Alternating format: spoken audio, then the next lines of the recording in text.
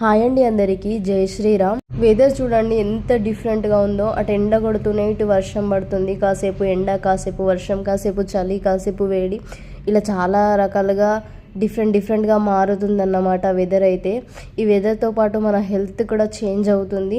Fever కానీ, cold, cough ఇలా చాలా ప్రాబ్లమ్స్ వస్తున్నాయి. చిన్నపిల్లల్లో అయితే వైరల్ ఫీవర్ చాలా ఎక్కువ వస్తుందన్నమాట.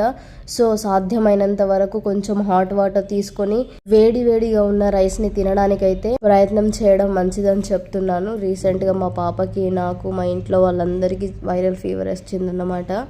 నా వాయిస్ చూసి మీకు అర్థమైపోయి ఉంటుంది.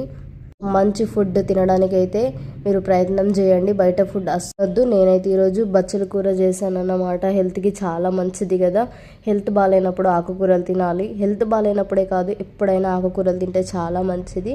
నేను ఈరోజైతే బచ్చల కూర ప్రిపేర్ చేశాను అన్నమాట. సేమ్ తోటకూర లాగానే చేయడము, బట్ ఏంటంటే కొంచెం చింతచారు యాడ్ చేసుకోవాలి. అప్పుడైతే టేస్ట్ బాగా యాడ్ అవుతుంది. సూపర్గా ఉంటుంది, టేస్టీ అండ్ హెల్తీ. వీడియో నచ్చితే లైక్ చేసి సబ్స్క్రైబ్ చేసుకోండి.